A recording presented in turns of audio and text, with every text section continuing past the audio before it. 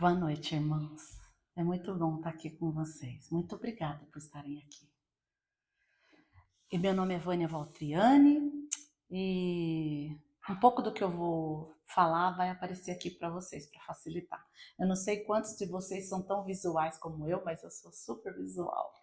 Então, quando eu tenho alguma coisa para ver, eu guardo muito mais na minha mente. Eu sou de Campinas, São Paulo. Sou membro há 39 anos. Esse slide foi feito há algum tempo atrás, numa outra apresentação. Eu servi missão em 91, 92. A minha missão se chamava Missão Brasil Recife, mas envolviam vários estados. Passei por todos os 4 estados: Pernambuco, Paraíba, Alagoas e um pedacinho da Bahia. Sou selada no templo há 31 anos, Templo de São Paulo. Nós temos 3 filhos, um rapaz de 30 e 2 meninas. Os 2 mais velhos já são casados e nos abençoaram 3 netinhos. E eu costumo dizer para o meu marido que eles são a sobremesa da minha vida. Depois que a gente teve que digerir o prato principal, que foi os filhos, que não foi muito fácil, a gente agora está curtindo a sobremesa da vida. 2 garotões e uma menina linda. O Senhor tem sido muito bom para mim. Eu sou muito grato pela oportunidade de vir aqui contar para vocês isso aqui, ó. Essa aqui sou eu, há 11 anos atrás. E eu tô aqui para dizer que o Salvador continua fazendo milagres.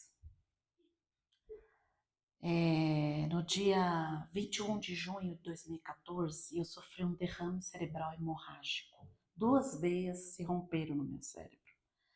E eu fui levada às pressas para o hospital, aquela coisa toda. Eu estava numa festa junina da ala, dançando com meu marido, quando eu senti como se alguém tivesse enfiado uma faca quente no meu cérebro e torcido.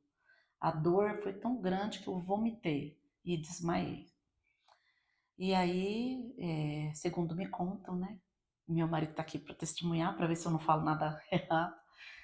Eu fui levada para o hospital às pressas, fui levada para... Eles detectaram o derrame e o médico disse que eu seria levada para uma cirurgia de emergência e, para minha bênção, o melhor neurologista cirurgião do hospital estava de plantão naquela noite. Então eu fui levada à cirurgia e meu marido ficou lá com a ajuda do bispo, minhas filhas, meus amigos, as pessoas que estavam no evento da festa junina que acompanharam eles, né?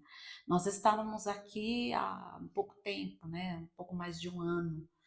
E meu marido precisava de auxílio ainda com o inglês, então o bispo ficou lá para auxiliá-lo. E a orientação que eles receberam é que eu seria operada, que seria uma operação demorada. E aí, meu bispo e meu marido costumam brincar dizendo assim: quando eles voltaram logo, a gente olhou um para o outro e falou assim: mas não era uma cirurgia demorada? O que será que aconteceu? Aí o outro: será que ela morreu? Então, assim, um pouco de piada para a gente rir agora, mas eles estavam bem desesperados na época. O médico voltou e disse para o meu marido que não tinha nada que eles pudessem fazer, que eu estava morrendo. Em horas eu iria morrer, porque o cérebro estava todo tomado de sangue, por causa das 2 vezes que se romperam, e que meu marido começou a insistir com ele, né? Pedindo para ele se ele podia me dar uma bênção de saúde. E o médico falava com o bispo, disse: ele está entendendo? Você está traduzindo o que eu estou te falando? Eu estou falando para ele que a mulher dele está morrendo, não tem nada que vai fazer diferença nesse momento. E o meu marido insistiu por 3 vezes com o médico se ele podia me dar uma bênção do sacerdócio. E o médico falou para ele: olha, você pode dar uma bênção do sacerdócio, mas se alguma coisa mudar, vai ser um milagre. Porque mesmo que ela não morra, ela vai ficar na cama como um vegetal para sempre. Porque os danos que foram causados no cérebro dela é como se ela tivesse caído do primeiro andar de um prédio de cabeça, para você ter uma ideia. Então não tem como ela ter uma vida normal de novo. Aquela mulher que você conheceu realmente não vai existir. E já passei, né? Tá, vamos lá. Aí, meu marido pediu, né, para o cirurgião se ele podia me dar a benção. Eu gosto dessa foto. Eu pergunto pro meu marido assim: por que você tirou fotos assim da gente? Ele me fala assim: porque eu tinha certeza que você ia voltar e eu queria mostrar para você as fotos. Então, tem aí as fotos que ele tirou. Tudo que vocês estão vendo foi ele que tirou.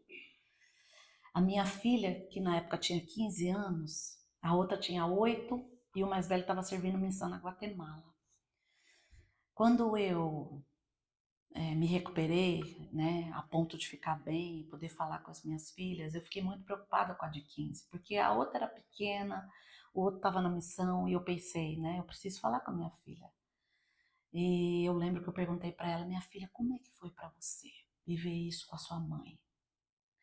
E ela disse assim: mamãe, se não fosse o papai, eu teria enlouquecido. Falei: por que o papai? E ela disse: porque o papai me deu tanta certeza que você ia voltar.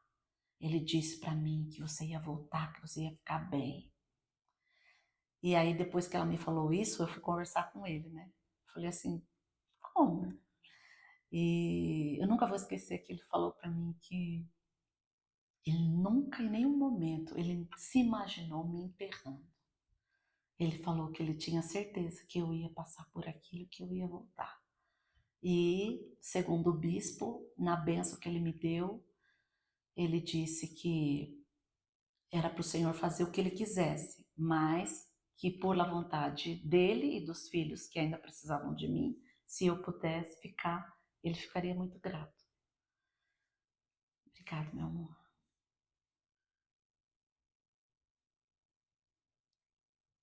Depois de 3 dias em coma, ou seja, eu não morri aquela noite, como o médico disse. O médico disse que eu estaria morrendo em algumas horas. E disse a ele: traga os filhos para se despedirem da mãe. E eu permaneci em coma por 3 dias. E acordei com algumas lembranças muito sagradas e especiais que eu quero compartilhar com vocês.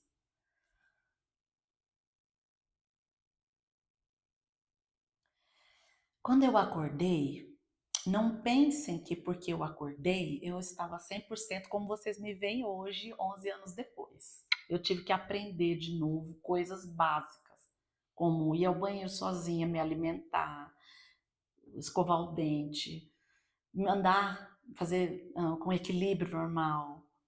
Foi uma batalha, mas eu tenho essa foto aqui porque a minha filha de 8 anos, que hoje já tem 19, né?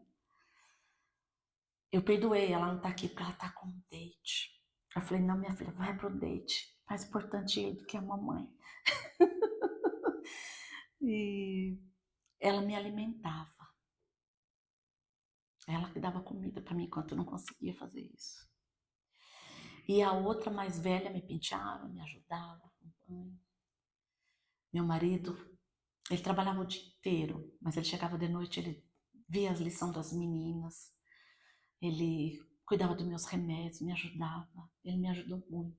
Então, o que eu quero dizer para vocês é que foi o amor da minha família que me ajudou a voltar a ser essa pessoa normal, sem nenhum problema. Porque eu fiquei 40 dias no hospital, tive que passar por um recovery, né? Tem palavras que eu esqueço. E recuperação, obrigada, amiga.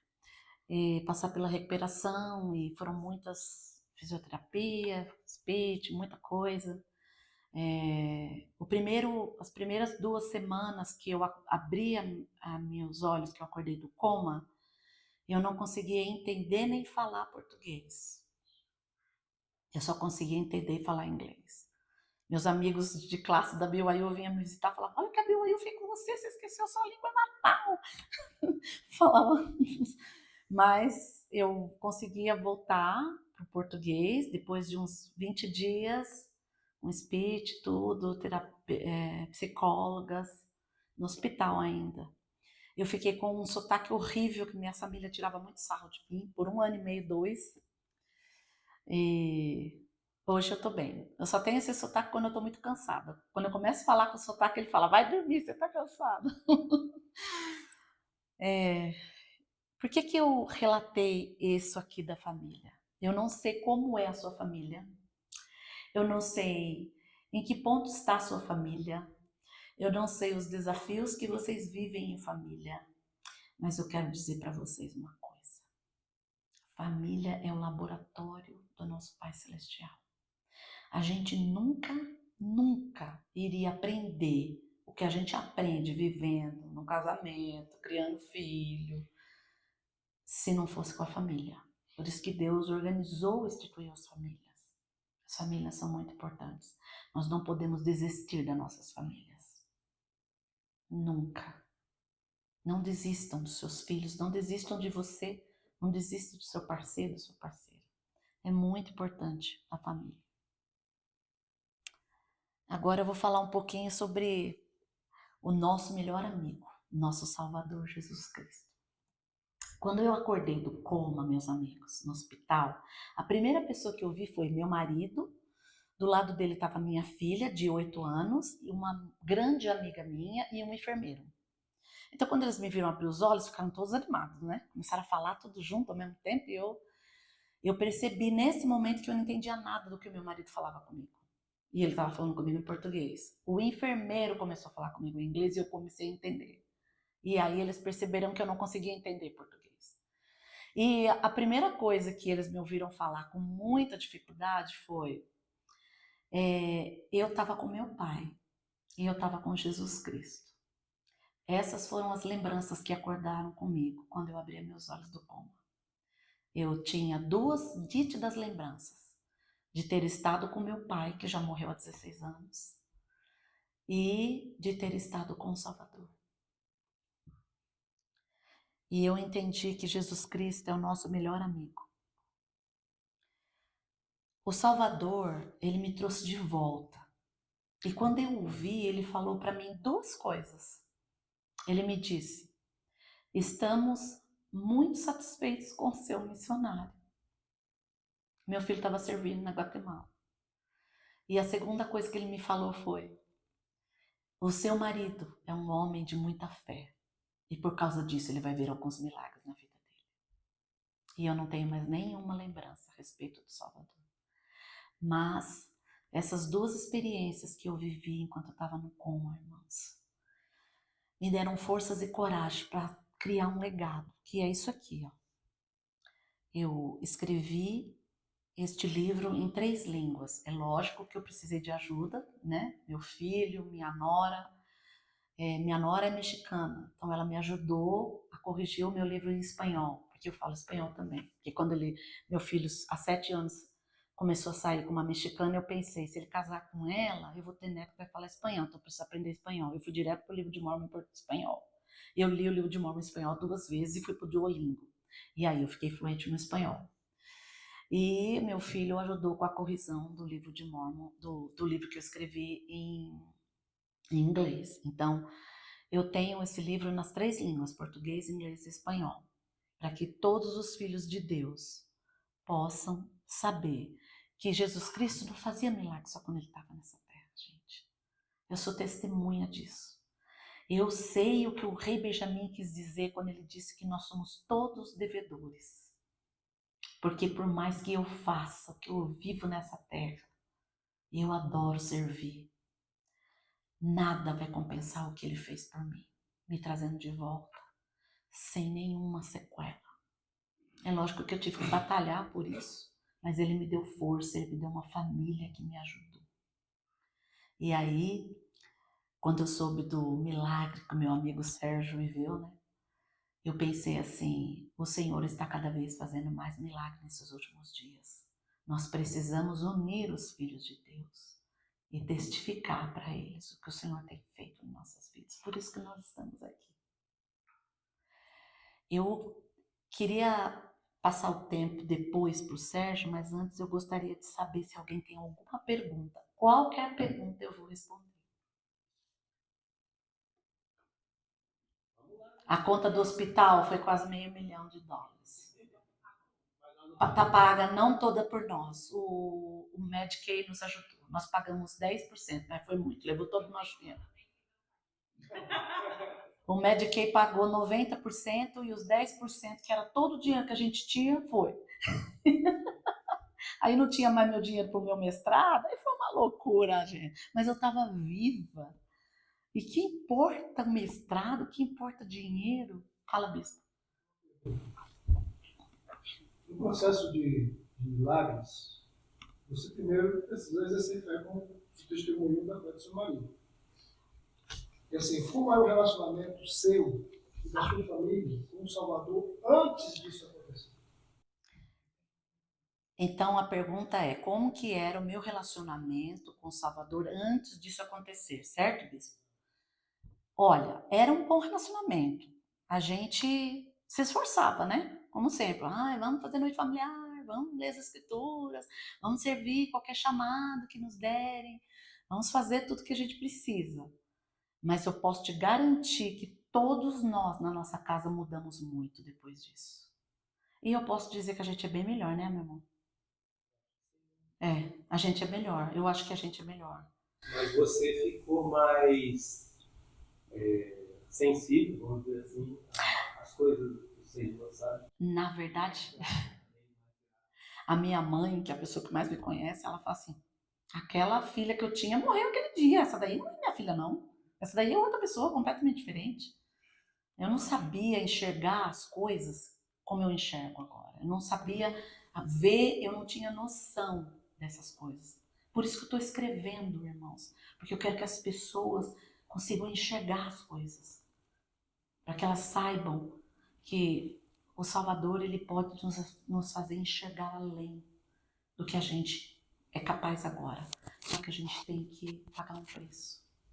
Foi um preço alto? Foi, mas eu quero dizer para vocês que eu passaria por tudo de novo. Só por aquele segundo em que eu estive com meu Salvador e eu senti o amor dele me cercando. Algo que saía dele me envolvia, irmãos, e me trouxe de volta. Eu sei que foi isso que me trouxe de volta. Eu senti, eu posso testificar. Respondi, bispo? Quanto tempo foi entre o seu acidente e o ponto assim que você podia dizer que você se recuperou completamente? Tá, então foi assim. Foram 40 dias no hospital, né? Uma semana na UTI, 2 cirurgias na cabeça, porque quando eu acordei do coma, que eles ficaram todo animados, você sabe o que o médico falou para eles? Ela vai ter que ir imediatamente para outra cirurgia. Meu marido falou, por quê? O médico simplesmente disse, porque nós sabíamos que ela ia morrer, nós não fechamos todas as camadas como deveria ser. Então nós vamos ter que voltar para a cirurgia. Botaram um catéter na minha cabeça para coisar o sangue. Eu passei por outra cirurgia. E aí eu fui uma semana na UTI, 40 dias no total. Aí quando eu fui para casa, eu continuei vendo o médico a cada 2 meses, no primeiro ano.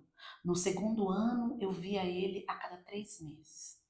Mas no segundo ano, eu posso te garantir que eu já estava como eu estou agora.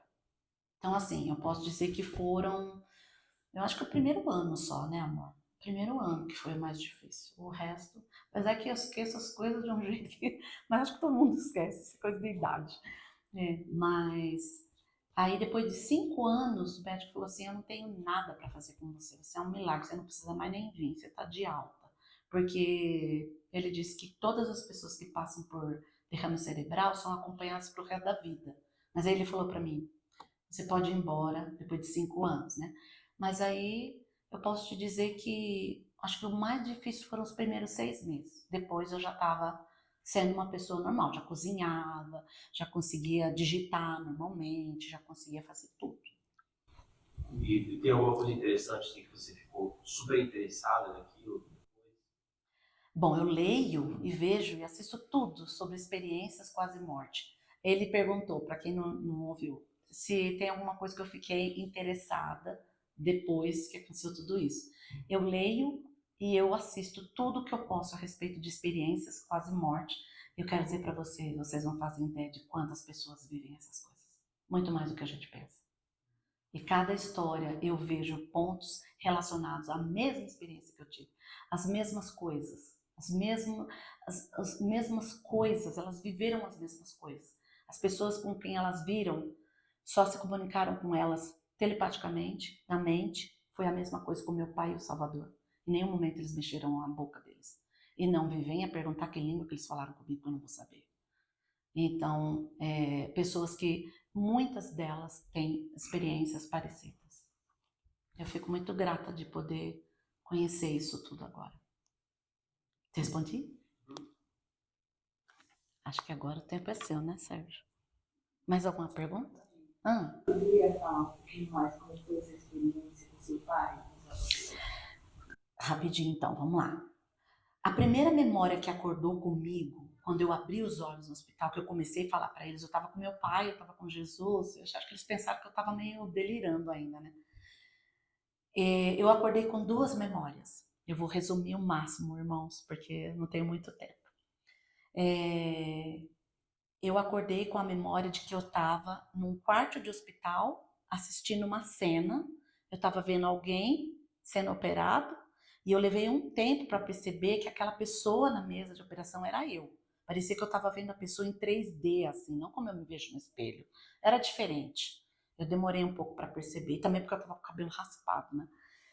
E no pé da minha cama, eu vi o meu pai, lindo, do jeito que eu me lembro dele quando eu tinha 6, 7 anos. Novo, bonito. Só que ele tinha no semblante dele uma coisa que eu nunca vi nessa terra, irmãos. Era uma coisa que eu só posso definir como paz, serenidade. Eu acho que essas são as palavras melhores. E ele abriu os braços e ele me chamou na minha mente. Ele não mexeu a boca. Ele falou, filha. E eu ouvi na minha mente ele falar comigo. E eu não sei se eu... Bom, eu devia estar só com o meu espírito, né? E acho que o espírito não tem boca. Então eu devo ter falado também na minha mente para ele, não sei. Se você me perguntar, não vou saber dizer. Eu disse para ele só assim, não, pai, eu vou ficar aqui com ela. E eu me referi a mim como se fosse outra pessoa. E eu não sei por que também. E depois, a outra memória que eu acordei foi bem diferente dessa. Foi quando eu estava ciente que eu estava de volta no meu corpo, num quarto de hospital, sozinha. E foi horrível essa memória, porque parecia que eu estava morrendo.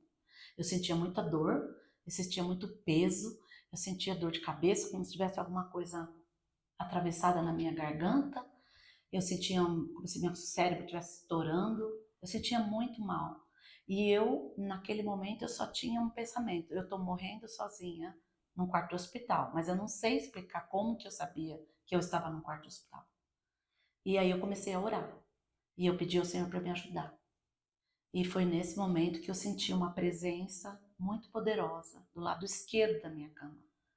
E ele segurou a minha mão esquerda. E quando ele falou essas duas coisas que eu falei para vocês, do meu filho missionário, do meu marido, depois que ele falou isso, ele disse por 3 vezes a mesma coisa. Vai ficar tudo bem. E conforme ele falava isso, eu sentia sair dele alguma coisa que me envolvia. Como se fosse uma coisa quente, física. E tirava de mim todo o sentimento ruim, mal-estar, dor. Tudo que eu estava sentindo de ruim. E eu não tenho mais nenhuma lembrança dele a respeito disso. Depois de 8 meses que eu saí do hospital, eu fiquei 8 meses, irmãos, orando ao Senhor, perguntando para ele uma coisa. Eu vou falar isso para terminar. Eu falei assim, Senhor, por que o Salvador segurou minha mão esquerda? Essa escritura fala que os justos vão estar à direita de Deus, que o filho está à direita do Pai. O que o Senhor quer me dizer? Por que segurou minha mão esquerda? Será que é alguma coisa que eu preciso aprender? Será que é algo que eu tenho que fazer? O que é isso? E eu só tive resposta disso quando, no ano seguinte, depois que aconteceu esse derrame, o hospital nos deu um relatório completo, porque o contador pediu para fazer a declaração de imposto de renda, por causa dos gastos, todas aquelas coisas lá. E aí eu comecei a ler no hospital mesmo, irmãos. E estava escrito lá, primeiro dia, paciente da entrada, detectado, derrame cerebral, 2 vezes, blá, blá. E eles escreveram dia a dia como foi meus 40 dias lá. Agora preste atenção no que eu li. Segundo dia, paciente permanece em coma. Realizado exames para reação a movimento. Lado direito, responde prontamente. Lado esquerdo, permanece inerte. Terceiro dia, paciente permanece em coma. Realizado exames para a reação à dor. Lado direito responde prontamente. Lado esquerdo permanece inerte. Ali mesmo, irmãos, eu caí de joelho e comecei a chorar, porque eu entendi que o Salvador sabia que o meu lado esquerdo tinha sido mais afetado com o derrame. E por isso ele segurou minha mão esquerda. Desculpa. Ele sabe todas as coisas, irmãos. Ele sabe todas as coisas. Não tenham dúvida disso. Não tenham medo. Ele é o nosso melhor amigo. Ele está pronto para nos ajudar. Achegue-se a Ele, porque Ele está sempre perto de nós, sempre querendo a gente. Ele é o nosso Salvador, é o nosso irmão mais velho, o nosso Redentor. Ele conta com a gente, irmãos, gente imperfeita para fazer a obra dele. Olha o amor que Ele tem por nós, a confiança que Ele tem em nós, de levar avante a obra dele. Ele manda para nós outros espíritos para confiar em nós, a gente ajudar nessa terra como família. A gente tem que perceber essas coisas e se achegar. Eu o amo. Eu vivo agora para testificar de Cristo. Eu tenho um canal, eu escrevi 2 livros até agora, e esse é o primeiro serão que eu faço com o meu amigo, assim, com uma pessoa. Mas eu já fiz isso em outras alas, 3, 4 vezes. Pessoas que me pediram, e eu nunca vou negar, irmãos, porque eu sou testemunha dele agora. Eu sou testemunha dele. E eu deixo isso com meu amor por vocês, em nome de Jesus Cristo. Amém. Amém. Eu estava ouvindo a Vânia falar aqui, e vocês vão ouvir algumas coisas semelhantes. Porque esse tipo de experiência parece muito igual. Como ela, eu também vasculhei a internet para saber como que aconteceu comigo, o que era, as coisas assim, né?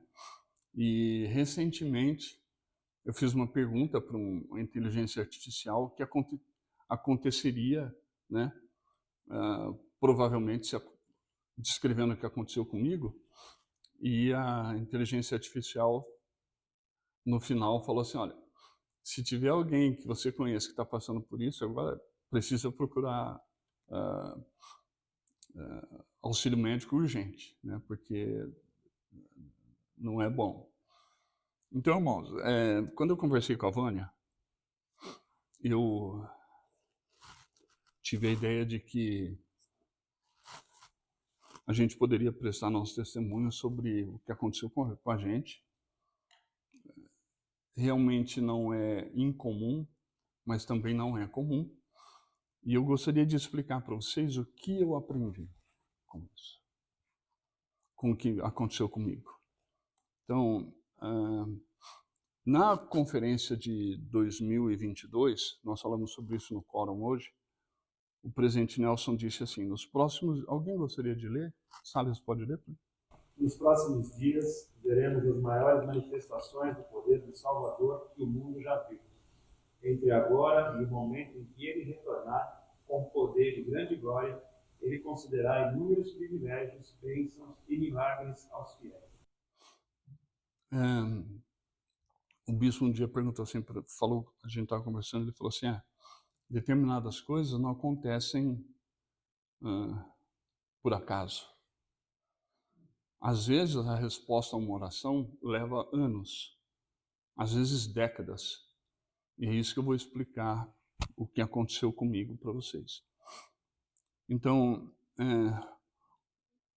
o meu objetivo é falar sobre a fé, oração e como que isso influencia ou pode permitir que milagres aconteçam.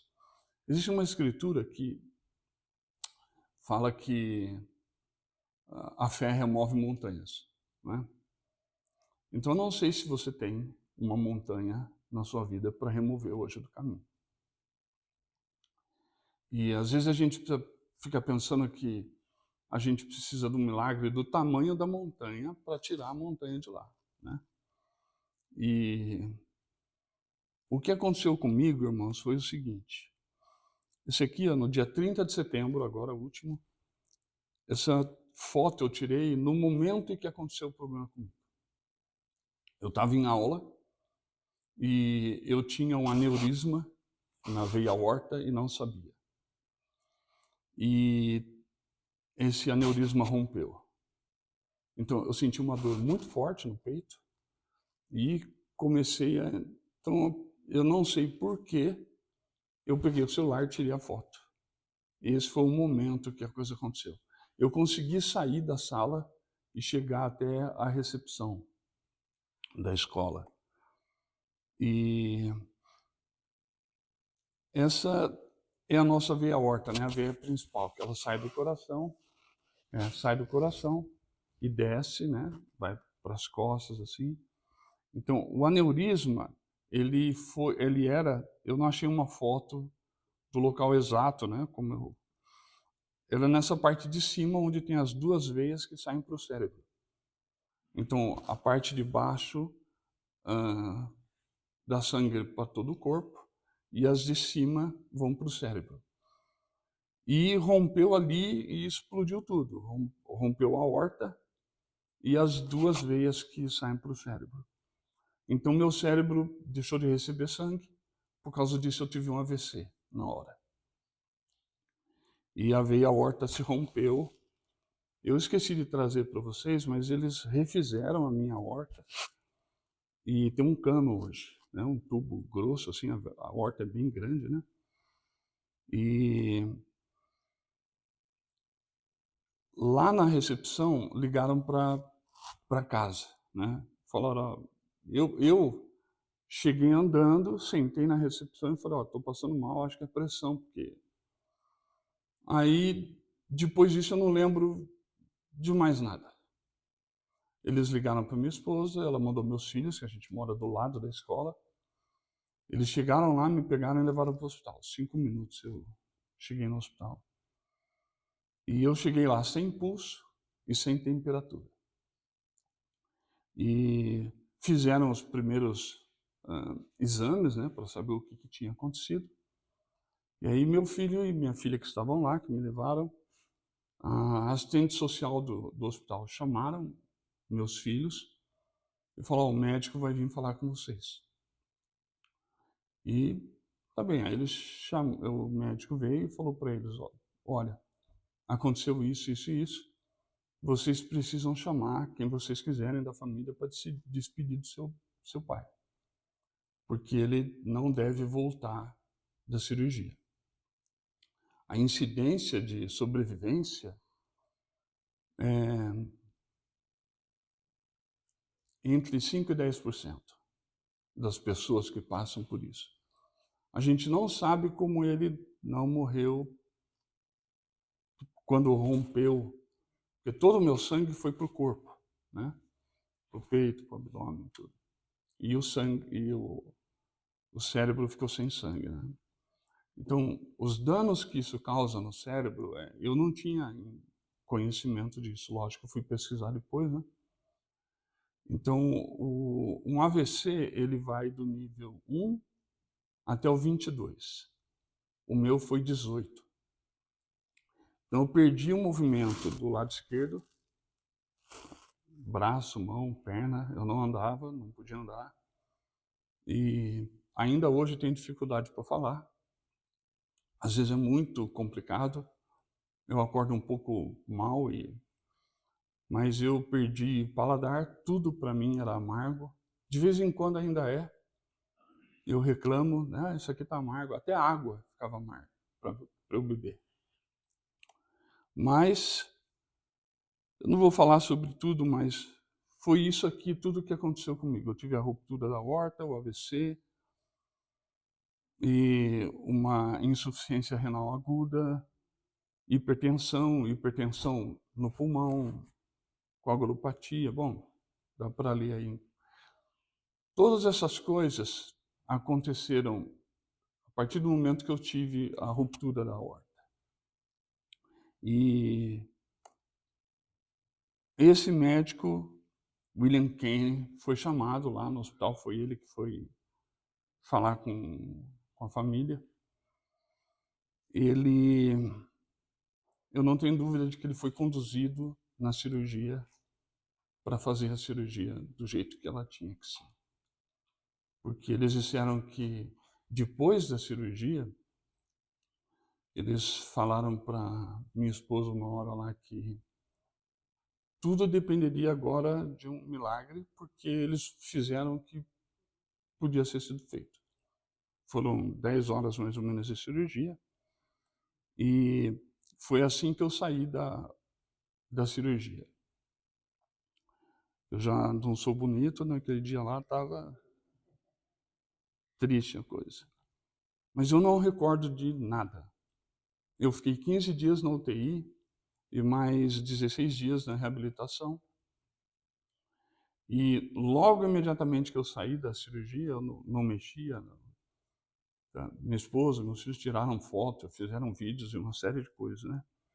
Então, eles tentavam mexer no meu pé para ver se eu reagia e nada.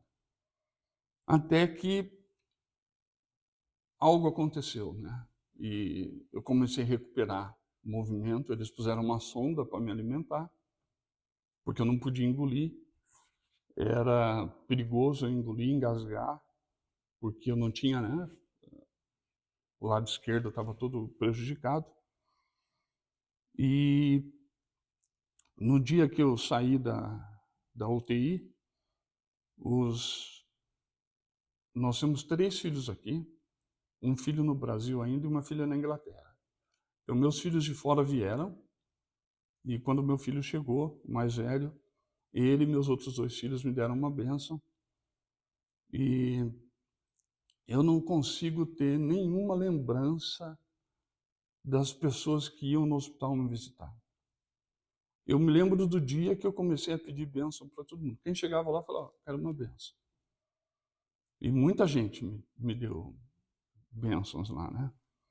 Mas eu não consigo imaginar o que minha família passou nesses poucos dias, entre o que aconteceu até o 4º ou 5º dia na UTI, quando eles me desentubaram, eu fui entubado. Eu tenho, quando a gente opera, quando faz uma cirurgia do coração, eles colocam 4 tubos, né? Assim, acima um pouco da altura do estômago, que são drenos. E são 4 drenos da grossura de um dedo, assim. E eles fizeram vídeo de tudo, tirando isso, tirando o tubo. Eu não vou mostrar nenhum aqui, porque não. Mas eles me deram um medicamento lá, que era 10 vezes mais forte que a morfina. Esse medicamento me causou alucinações e delírios.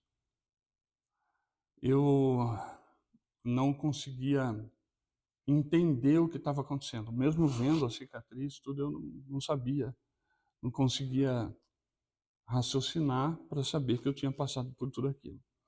Essa foto aqui eu tirei num dia porque eu falava para minha família que a parede estava cheia de inseto, aranha, formiga, e ninguém acreditava em mim, porque era coisa da minha mente, né? Então eu tirei várias fotos para mostrar para eles, e na foto eu via, e eles não viam, né? E eu fiquei passando por aquilo lá algum tempo. Esse aqui, está passando o vídeo? Eu não andava, né? Podem ver meu braço esquerdo lá, pendurado, não mexia. E essa máquina me levantava para fazer um exercício para eu voltar a andar. Então, perdi a capacidade de andar por causa da perna esquerda, e o braço esquerdo tinha sonda ali no nariz, dá para vocês verem e tal. Mas eu saí do hospital assim, andando. E estava de andador, eu não podia tomar banho sozinho, me vestir sozinho, não conseguia ficar em pé ainda, mesmo quando eu saí do hospital. Mas já saí andando de uma coisa que era muito improvável que acontecesse, né? E eu queria explicar para vocês por que isso aconteceu. O que eu sei que aconteceu, que permitiu que isso acontecesse.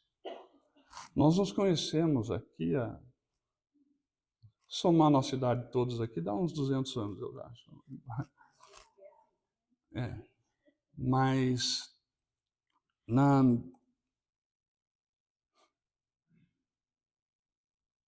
a Vânia falou da conta do hospital.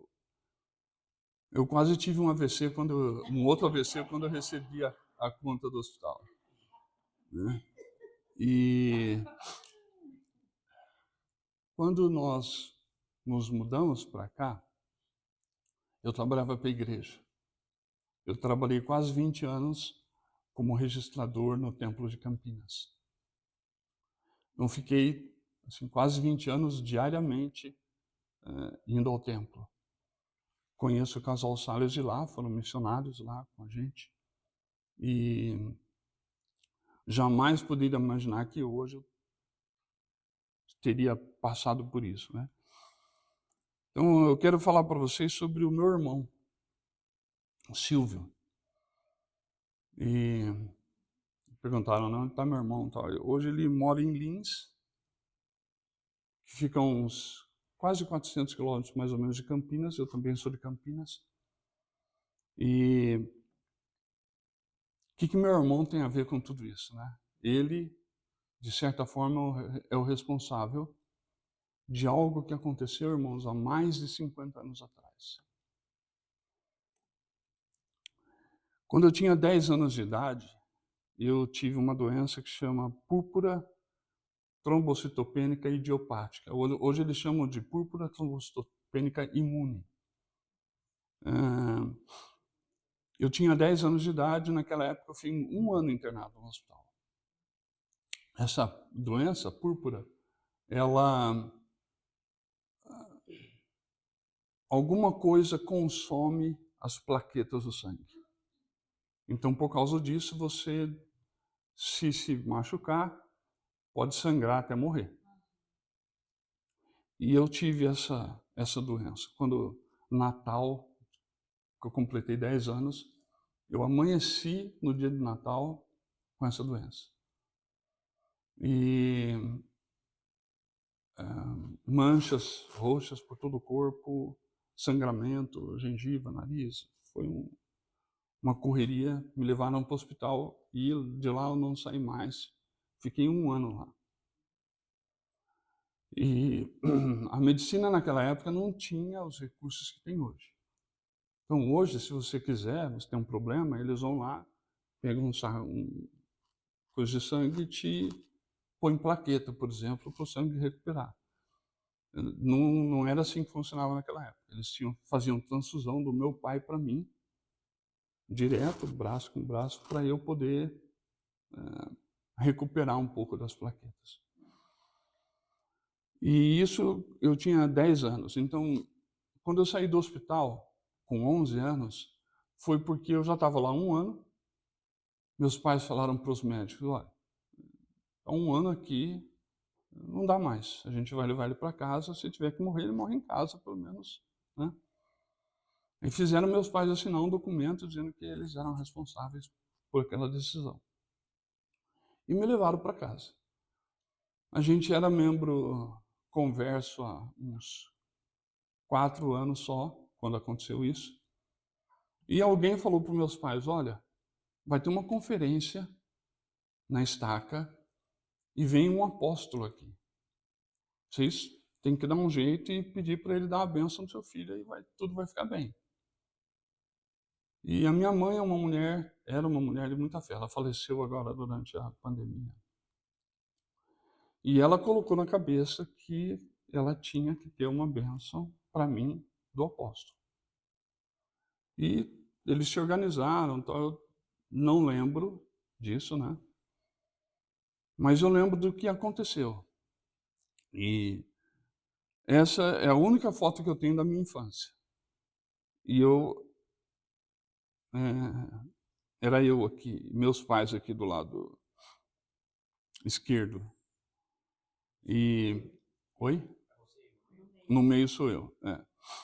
Eu era muito inchado porque tomava muito cortisona e o apóstolo que foi para lá fazer a conferência foi Elder Marvin G. Ashton.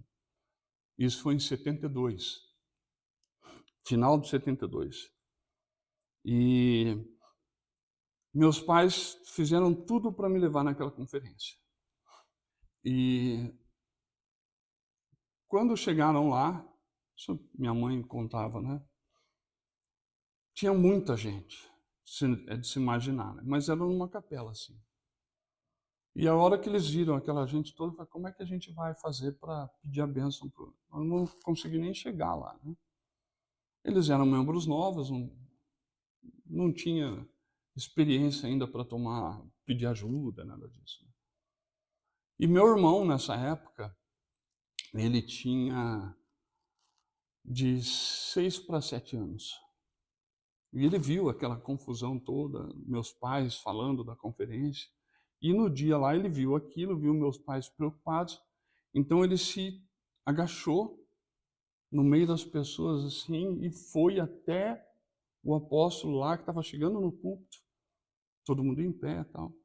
E ele puxou a calça do apóstolo e falou, olha, o senhor precisa dar uma bênção no meu irmão, senão ele vai morrer.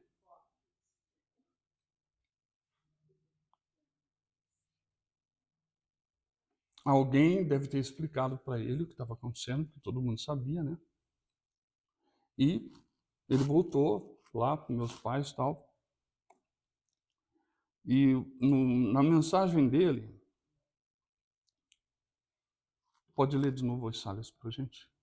Aí eu me recomponho. Minha voz possa ser ouvida, eu prometo que esse garoto vai viver para cumprir sua missão aqui na Terra.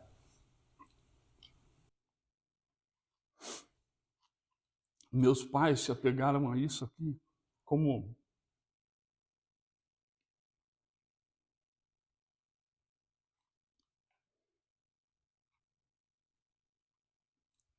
minha mãe escreveu isso num diário. E eu li depois de muito tempo, né? Bom, depois disso aqui, nada mudou. Eu continuei com a doença. E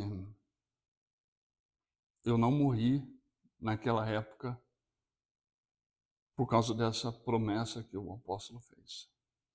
E meus pais continuaram batalhando o máximo que eles puderam, porque eles sabiam, mas eles sentiam que eles tinham que fazer o que fosse possível. Aquilo tornou meu pai e minha mãe pessoas de muita fé.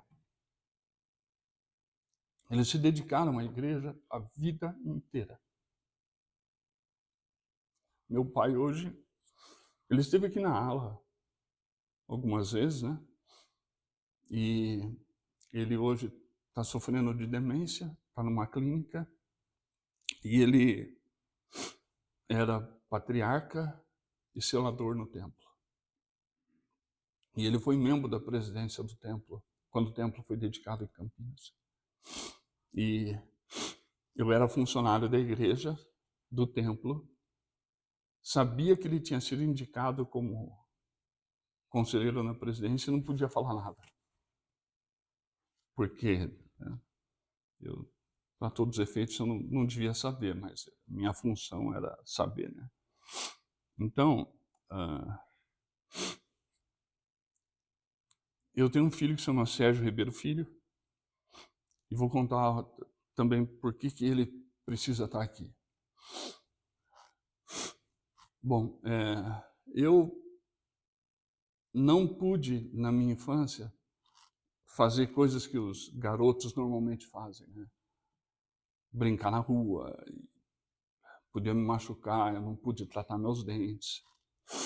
Eu só tinha... minha alegria era um cachorro que eu tinha.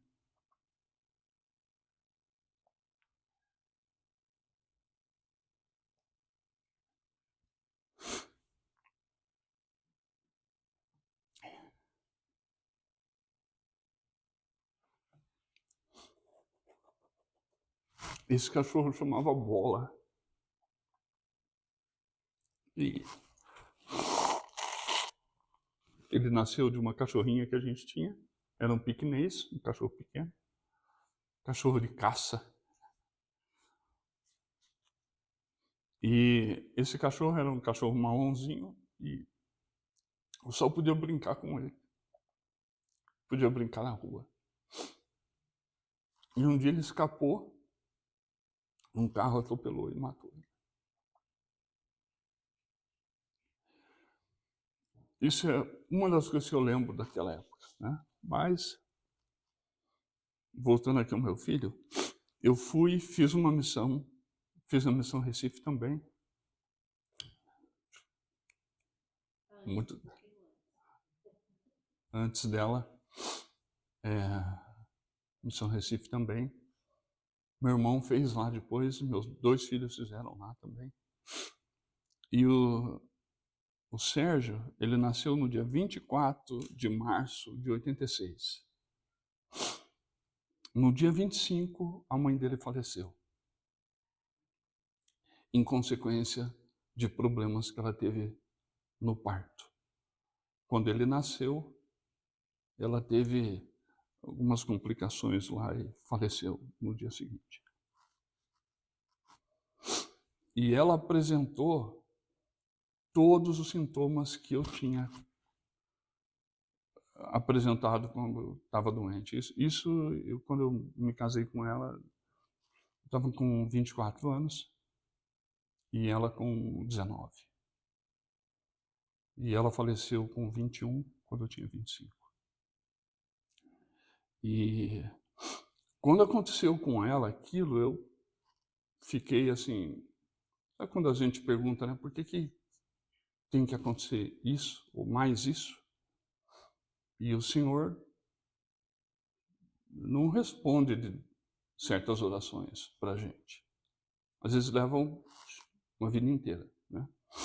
Mas eu fiquei com meu filho, voltei para casa dos meus pais e ele hoje tem 40 anos e tenho 2 netinhos deles e mais 3 netinhos que vivem aqui. A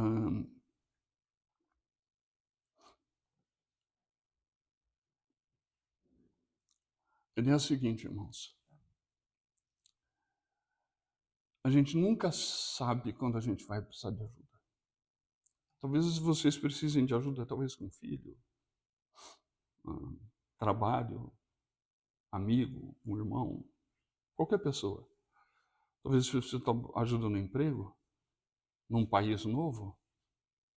Acho que todo mundo que veio para cá tem uma hora que você o que eu estou fazendo aqui, né? As coisas não dão certo tudo como a gente planejou. Então, como o bispo falou, a gente conversou num dia, e ele até comentou aqui hoje, não é de graça determinadas coisas. A gente tem que pagar o preço. Meu presidente de missão, uma vez, ele falou para a gente que o Senhor um dia vai pedir o que é de maior valor para a gente colocar no altar como sacrifício para Ele. Pode ser um filho, um marido, esposa, pode ser alguma coisa. E eu sei que minha família passou por isso. Eu, quando estava no hospital, já quando aconteceu a coisa lá, eu não orei, eu não tinha entendimento mais para isso. Demorou até eu entender que eu podia orar, devia orar, quem eu era, por tudo que aconteceu, principalmente por causa do AVC. Então, quem fez isso por mim foram outras pessoas, não fui eu. Então, as orações das pessoas chegam até o Pai Celestial. Sempre. Pode ser que demore. Essa bênção que eu recebi, esse milagre de ter sobrevivido a isso, foi em resposta à oração de muita gente que eu sei que orou por mim naquele período que eu estava lá no hospital. E eu perguntei para minha esposa, né, se ela achou em algum momento que eu ia morrer. E ela falou que não. Ela nunca achou que eu ia morrer. A minha filha, eu perguntei para ela também, e ela falou, eu achei que o senhor ia morrer quando o médico veio dizer que precisava chamar a família para se despedir. Então, irmãos, a fé, qual que é o conceito que a gente aprende sobre fé na igreja? Alguém pode dizer? Acreditar em alguma coisa que a gente não vê e sabe que é verdade. Isso é um privilégio só nosso? Existe apenas 1/3 da população mundial que é cristão, que acredita em Cristo. O resto, 2/3, que é mais ou menos uns 6 bilhões, talvez, não acreditam. A minoria acredita em Cristo. E dessa minoria, desse 1/3 da população, existe essa confusão geral sobre igrejas que existem no mundo. Mas Deus é o mesmo. Mesmo que alguém, um hindu, um budista, qualquer pessoa, ele tenha fé no Deus dele, ou ele acredita num Deus diferente do nosso, quando ele exerce fé, é o Pai, nosso Pai, que ouve a súplica do coração de alguém. E ele respeita, entende, e ele abençoa todo mundo que precisa. É como se a gente precisa cumprir com alguns requisitos específicos para que a bênção aconteça. É como você está com sede, você tem que ir lá abrir torneira, tomar. Ou ver uma árvore crescer, você tem que plantar semente e tal. Todo o processo acontece. A bênção e o milagre também tem um processo que precisa ser seguido.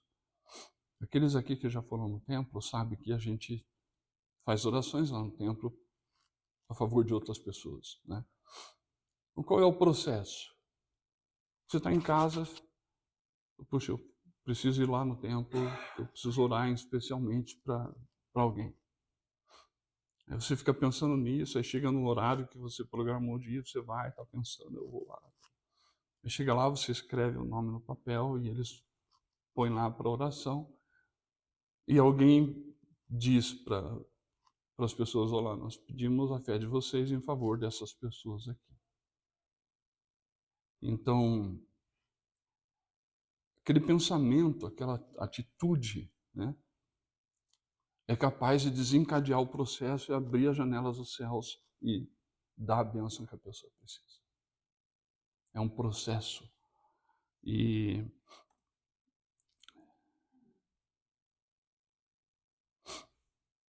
a fé, como a gente conhece, que remove as montanhas, é uma fé que não só remove montanhas, ela muda a vida da gente. Eu sou membro da igreja há muito tempo, sempre fui muito fiel nas coisas do Senhor. E eu me vi agora carente, necessitando da fé de outras pessoas. Então, eu sei que meus pais oraram muito na minha vida por mim. Muito. Eu também.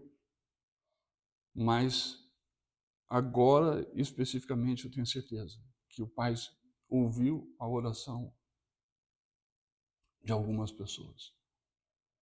Então é como se os anjos que estão ao nosso redor, né, que cuidam da gente, começam a falar, opa, está acontecendo alguma coisa ali, porque muita gente orando.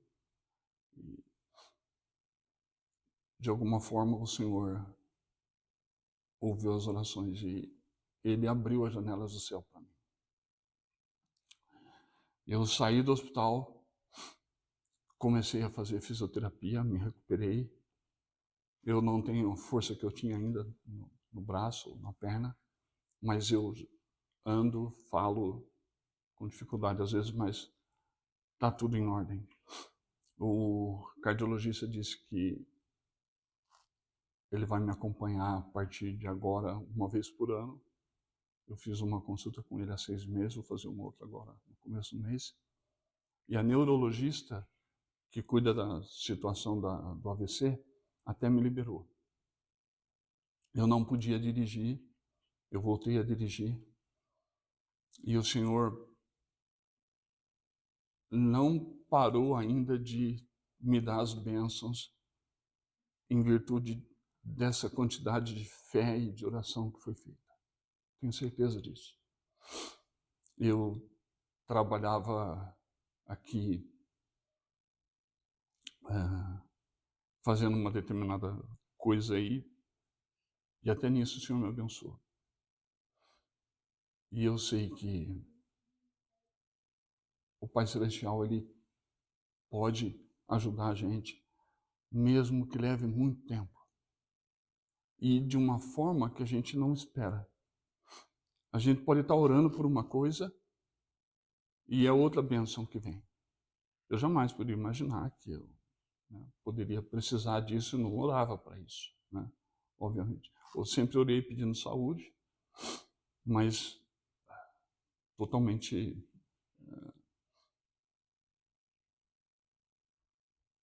inacreditável que isso pudesse acontecer dessa forma. Então eu gostaria de unir o meu testemunho da Vânia. Eu imagino que foi, quando você tem um problema no cérebro, é muito cruel, mas hoje nós estamos vivendo assim, dias antes do Senhor voltar. Ele disse que vai voltar como um ladrão na noite, né? E as pessoas não vão perceber. Por quê? As pessoas estão preocupadas com algumas coisas hoje, é tanta informação, tanta coisa acontecendo, e ninguém, parece que as pessoas não estão se dando conta das profecias que estão se cumprindo agora, assim, aceleradamente. Então, irmãos, eu sinto muito humilde em dizer que é um prazer para mim poder compartilhar isso. Eu não sou melhor do que ninguém, muito pelo contrário. Eu sei que tem muita gente que orou por mim, que as orações chegaram. Às vezes eu fico pensando que o Senhor não ouve minhas orações. Não é verdade, né? O inimigo tentando enganar a gente. Então, vocês possam ter no coração o sentimento de que não parem de orar e pedir ajuda. Pode demorar, mas a ajuda vem. Quando a gente está ali vivendo a nossa vidinha, então o Senhor está olhando e Ele vai atender aos nossos pedidos. E eu deixo essa mensagem com vocês em nome de Jesus Cristo. Amém. Alguém quer perguntar alguma coisa? Não? Você já está andando de moto? É demais. Olha, deixa eu responder uma coisa para você sobre isso. Eu tinha uma moto aqui, eu vendi uns dias antes de acontecer isso comigo. E eu fiquei muito chateado, né? Gosto muito de andar de moto. Aí eu comecei, depois que eu melhorei, não o suficiente para andar de moto, eu fui procurar uma moto para comprar. E aí eu fui lá em Payson. Achei um sujeito, fui lá. Cheguei lá conversando com ele, vi que ele era membro da igreja. Eu vi na sala dele a estátua de Cristo e tal. A gente começou a conversar. E eu falei para ele, né, que para pegar a moto eu tinha que pedir ajuda de um amigo porque eu não podia pilotar a moto. Ele falou, o que aconteceu? Eu falei, aconteceu isso, isso e isso. E ele assim, ficou impressionado, né? Aí ele me disse que ele está com o mesmo problema. Isso agora está acontecendo com ele. Ele tem um aneurisma na veia aorta e por isso está vendendo a moto e tudo que ele tem. Porque o médico disse... Aí o médico dele, o médico dele disse para ele que... Porque ele disse que ele descobriu isso há 3 anos. Eu falei, mas e o seu médico? Ele falou, não. Ele falou que ele tem 2 situações. Se o aneurisma romper, ele morre. Ou, se operar, ele morre, porque o índice de sobrevivência é muito pequeno, que é o que o médico falou para mim. Eu falei, então procura outro médico. Vai falar com o meu, porque eu tive a mesma coisa. Só que eu não sabia. Hoje eu achei que foi melhor não saber, porque ele, coitado lá, está nessa circunstância, sem saber o que faz, vendendo tudo, porque o médico disse que se ele operar ele morre, se romper o aneurisma ele morre. A sua rompeu também, você tá aí? Pois é, então não é comum, mas eu falei para ele, aconteceu comigo. Então, eu ainda espero que consiga voltar a andar de moto. Não sei, realmente não sei. Eu já estou feliz por... Eu estou no lucro, irmãos, há 55 anos. Desde a época que aconteceu aquilo quando criança. Né? Eu não morri naquela época. E aquela sua bênção que ele te deu, não foi só para aquela época, foi porque aconteceu agora. E algumas pessoas, depois que eu voltei para casa, queriam saber, você viu alguma coisa? Eu não vi nada. Você ficou em coma ou induzido? Nenhum dos dois. Mas você ficou dormindo nesses 15 dias? Ou não? Nunca falaram que eu estava em coma. Pelo menos, acho que nunca comentaram isso, né? Não, nunca comentaram. Eu fui desentubado, acho que no 4º dia que eu saí da UTI, ou 3º, alguma coisa assim. E... né, o que eu sei é o que a maioria da minha família conta do que aconteceu, né? Eu realmente não lembro. Mesmo que eu me esforce, apagou da memória. E eu só sei que deu certo.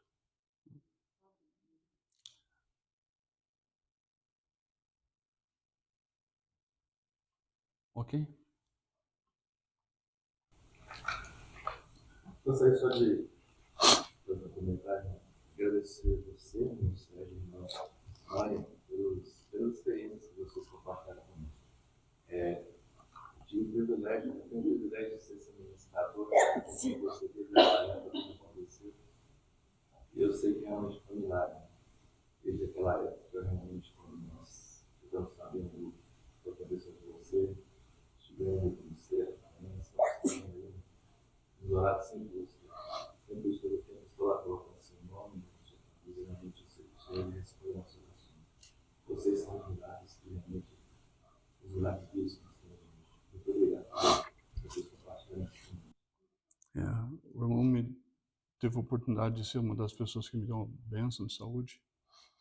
E algumas pessoas perguntaram assim para mim, falaram para mim, né? Você precisa saber qual é o seu... O que você ainda tem que fazer aqui na Terra, né? Já que o Senhor preservou você. Mas Ele me preserva desde aquela... Então, eu preciso descobrir. Eu tenho uma missão aqui e que eu só vou sair daqui o dia que essa minha missão acabar. Pode ser como a Vânia disse, que a gente tem que prestar nosso testemunho.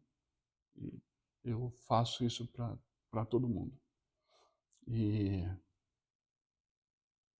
eu sei que essa missão não vai demorar muito mais, ou por acabar, ou porque o Senhor vai voltar e as coisas vão mudar. De alguma forma vai acontecer. Eu espero que seja quando o Senhor voltar. Eu gostaria muito de estar aqui quando o Senhor voltar. E eu sei que os anjos dele estão lá incomodando ele dia e noite, pedindo para ele antecipar a vinda de Cristo. Né? E está acontecendo. Está realmente acontecendo.